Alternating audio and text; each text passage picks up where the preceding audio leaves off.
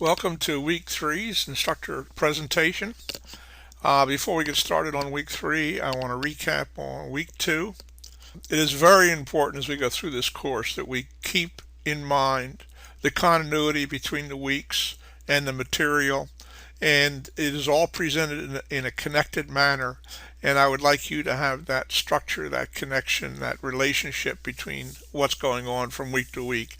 It'll help us build on our knowledge and develop the skills that we need to manage risk in our projects. In week two, you started to look at risk management techniques, expert interviews, the planning meetings, and both of those were focused on the type of activity that can be used in a project in order to identify risks and talk about them, try to understand the impact of them, the full impact, and prepare for how you're going to manage, how you're going to mitigate it, what kind of strategy, risk strategy are you going to use to keep the risk from impacting your project if it should occur. Then in basic probability concepts, that was Appendix C. And I thought that was very, very important for each of you to read because it provides some really good fundamental information dealing with probabilities. And I noticed that there was some higher math level symbology in there. But for instance, when we're talking about on the page where it showed the mean, that's really just the average.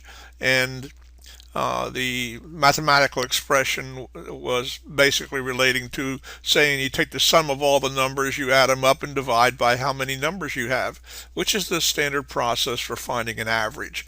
And an average and a mean basically mean the same thing. The talk and the expressions for standard deviation and probability curves, if you got the essence out of that and didn't get thrown by the mathematics, that was what I really wanted you to get out of there. However, if I get a number of you that would like me to have a special session on that Appendix C to talk about probability and walk through that with you and make sure it's clear, we can set up a collaborate classroom on one of the evenings or something like that, or we can do it when I have scheduled office hours. And then you can get on there if you want to. We can share it, or if we got to do it several times, I would do it a couple of times if necessary to make sure that all of you are satisfied and comfortable with that. And then the last chapter that was assigned for week two was risk practice methodology. Fundamentally, what that was really addressing more than anything else was the fact of having a common risk practice methodology across the company so that there's a common understanding of the way you approach identifying risks and not necessarily the way you deal with them because that's unique to the project, but the risk practice methodology, what are the different ways the company best practices does to try and identify and analyze risks for projects. So with that as a background now, we move on to week three, and the topics for week three is number one, the case study, and I will release the case study on the 7th of July, and on the 7th of July that'll be available on Blackboard, and then you can pull that down, and then you'll have 2 weeks to go through that, respond to it, answer the questions, and that one will be the Acme case. That'll come out and be available to you a couple of days before the 9th, around the 7th of July, and you can pull that down and start looking at it. This week we have the 3 chapters, 7, 8, and 9, and 7 is talking about documentation reviews. And basically what this is really focusing on is the fact that take all your project documentation, all your the specification, the statement of work, the contract, whatever existing documentation there is, and get a few subject matter experts and a couple of people from the project team, including yourself, the project manager, and any other subject matter expert you want, and walk through the documents, reviewing the documents and looking for areas that has uncertainty or risk involved in it, or that you can see that something might become a risk event, and you can take note of it, and then in your discussions there evaluate the impact or what some of the properties of that risk event might be. And then in for chapter 8, talking about analogy comparisons. Basically, what we're talking about there is taking a look at your project and looking for analogies in previous projects, previous work in the company, previous experiences, and with the analogy, try to use that to help identify potential risks and the properties of various risks. And finally, chapter 9, plan evaluation. What we're talking about there is taking all of your project planning documents, like your statement of work, your WBS, your project network, critical path, the project schedule, your resource allocations, looking at your cost structures, looking at all of the documents that constitute the project plan and your definition. Take a look at your communications plan, your change management plan. Look at all the plans, looking for areas that could either reveal risk or maybe by the way it's written, there's a risk to build in or a risk event that could occur or something that's not covered.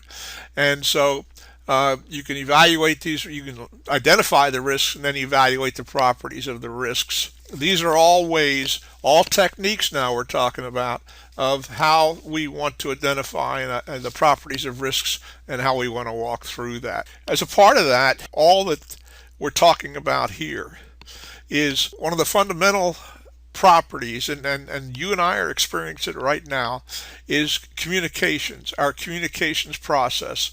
And we talk about a communications plan, and we talk about communications, and the concept really of communications is that I have a thought or an idea in my head, or whoever is speaking does, and what we really need to do is have that faithfully 100% reproduced in the listener, the hearer's head.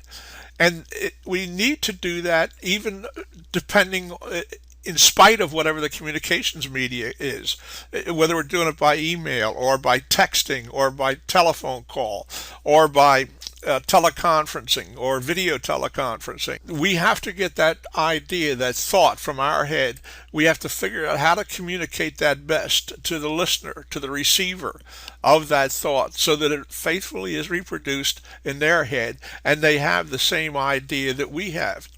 And we have to do that in the context of what we call noise. And what noise is anything that might interfere with that message getting from the sender to the receiver. That noise might be music playing in the background. It might be other people talking. It might be that while you're on the telephone in getting this message, you're also watching something on your computer screen. In other words, it's anything that can distract, conflict, or interfere with communicating that idea from the sender to the receiver. And then we're not done. Communications is not done until we actually get the feedback and that the sender knows that that message has been faithfully reproduced in the listener or the hearer's or the receiver's head. And that's an important point, because in projects we're working with people, and it is really, really, really important that everybody understands the same message and has the same concepts. We're not talking about whether they agree or disagree. We're talking about, are they getting the same message? Or are they getting a different one?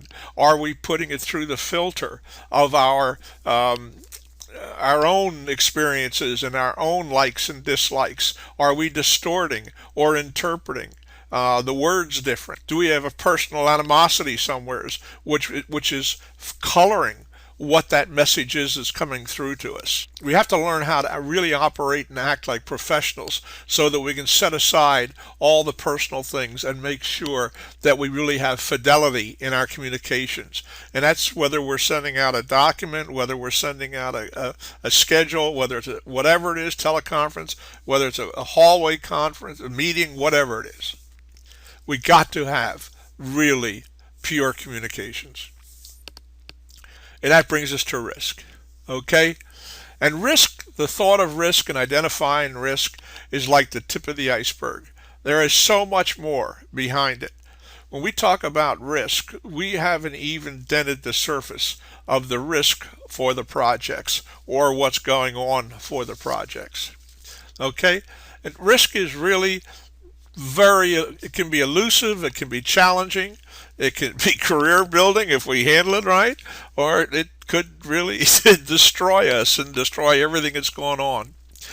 One of the things that really helps us managing risk and handling risk for our projects is to really understand, as a project manager, where our strengths are. Quite frankly, a project manager has two scarce and non-recoverable resources, and that's time and money. That's your project budget, project schedule. Sometimes people say that labor or people are resources, and that's not a scarce and non-recoverable resource. Scarce and non-recoverable is time and money. If I spend the time, use the time, I don't get it back. There is no way I can recover it. I might be able to get more, but I can't get that which is already passed.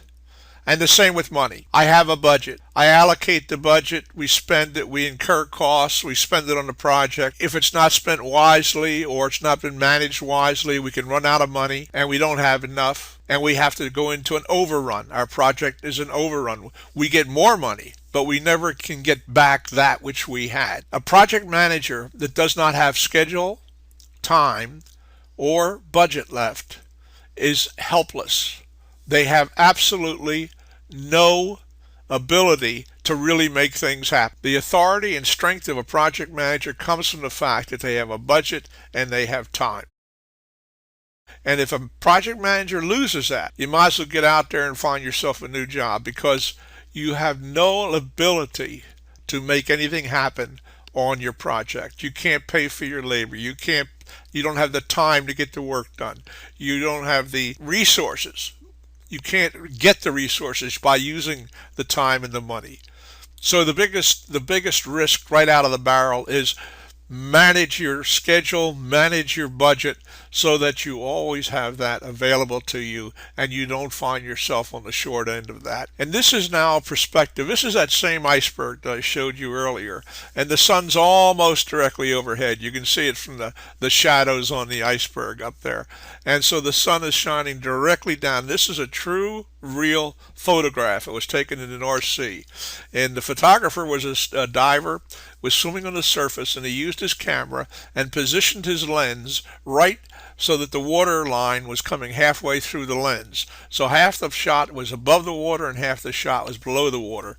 And you can see where the light was just shining down through the ice. And when the transferring medium, when the medium that light travels through changes, like going from glass to the air or air to glass, or from glass or from ice to water, the direction of the light changes, and so the perspective does. It looks like there's reflections or whatever. My point here is this. Risk is not just the top of that iceberg. There is so much buried in risk that we've got to flesh out and understand, so that we can come up with a really good and effective plan for mitigated risk and managing and making sure that a risk event will not hurt or damage our project. So let's start. What is risk really? What is risk? Is it something we know, okay, or can't know? It's a strange we can't know. Because a lot of times I've talked to people about risk, and they seem to get lost or go spacey, in the sense that they're not really sure what a risk event is, you know. And I say, or is it a presence as close and familiar as our everyday life? Because there's a hidden property here. And the fact is that we have been living with risk throughout our entire life. And it applies to every one of us. We are, in fact, risk managers. Okay? When we're crossing the street, we don't want to get hit by a car. That's risk mitigation. So what do? We look before we step out to see if there's a car coming. If we want to get a good grade on an exam, there's a risk we may not. So what do? We study for it, or we take some action to try and mitigate the risk of a poor grade. If we're out having a party or partying, or out with some friends drinking or something like that, and if we're driving and we start thinking after one or two drinks or whatever, and however long it's been, hey, can I have one more drink, or I got to drive, or what's going on? If we're going to go out, what do we wear tonight? We want to look good. We want to be complimented. We want to show off our, looking sharp. Our resume. We want to make sure it's a really sharp resume. We spend a lot of time working on our resume, trying to get it to be very impressive and capture the reader. When do we ask for an order in sales? When does the salesman decide that the next step is actually overselling because the customer is ready to place an order? So when do we ask for the order? What about tax deductions? Okay. All of these comments indicate to us that each day of our life we are managing risks. We are figuring out what the impact can be, what can be good or bad about it, and what are we going to do about it? How are we going to prevent damaging or impacting ourselves, our lives, our physical being, or whatever? So we are capable of managing risk very well. And as a matter of fact, because you're sitting listening to me right now, I would say you've managed risk extremely well because you're still here. You're still among us. We do weigh the risks and the penalties every day, whether we're at school, at work, at play, whether we're sick or whether we're healthy or whatever. And so the question I pose to you is, why does it really throw us in project management? And I can ask that question with a lot of certainty because I have seen it throw so many project managers. So many project managers do not do a good job of risk management, risk mitigation, risk avoidance, and taking care of their projects. Okay? So I want us to think about recognizing and solving this mystery of why we do such a poor job of risk management with our projects. I have a hypothesis, and it goes like this. Because we manage risk so matter-of-factly every day, in other words, when we go to a curb or we want to go a crosswalk or something like that, we don't think, okay, it's risk management time. What we're thinking about is, hey, is there a car coming? I don't want to get hit. But I don't even think about it. I don't want to get hit. We just say, is there traffic coming? Is it safe to go across the street? If I am going out and I start getting dressed and put my clothes on and all that, I usually check in the mirror to make sure I got it on right and there isn't any shirt tail hanging out or anything really weird like that. Okay? So we really do a good job of managing risk every day, and it's almost like a second nature. We do not think about it as risk management, okay? And so I think many project managers expect that their project risks will be managed the same way. And that's where the error is. That's where the fallacy is. It cannot be done that way. Why? Because we're not managing risk as an impact for ourselves. We are managing risk as an impact to the project. And we don't normally think that way. We might think that way if we're taking a little child down the street or across the street. We'll hold their hand. We're doing risk management. We look out for them. We make sure if we cross the street there's extra time because of a little toddler walking across the street with us, okay? And so we're very sensitive then. But when it comes to risk management for a project, it's sort of a foreign substance in the sense that we have got to figure out what risk or what kind of an impact can the project handle. What is a project most sensitive to? Is cost a big driver? Is schedule a big driver? So maybe it's more sensitive to cost risks or more sensitive to schedule risks. Okay, what's going on? And we need to consciously take that and put that in our mind. So now let's get back to risk for a minute here. And what I want to almost close on today is risk is anything that can create an adverse effect on cost, schedule, performance, quality, or scope. Okay, what it is, a risk has uncertainty to it. It has a probability of being between 0 and 100. In other words, if risk is 0, if a risk impact is 0 or a risk event is 0, we don't care about it because it's not going to happen. If a risk impact or a risk event is 100%, that means it's going to happen. And so we don't worry about that either. We just figure out what we're going to do about it. But with most risk and risk in our management plan, the uncertainty, which is the probability, is between 0 and 100%. And so that impact, that probability, as well as the impact, has to be taken into consideration when we're analyzing, applying our risk methodology and figuring out what are we going to do about this risk impact, this risk event. What is the damage it can really do to our project? Okay, so with that, now I'm going to leave you with that thought as we start this week. But I want to maintain the continuity between our weeks and take a quick look here right now at week 4. In week 4, we're going to pick up 3 more techniques. We're going to look at the Delphi technique. Very cool, very, very neat. Brainstorming.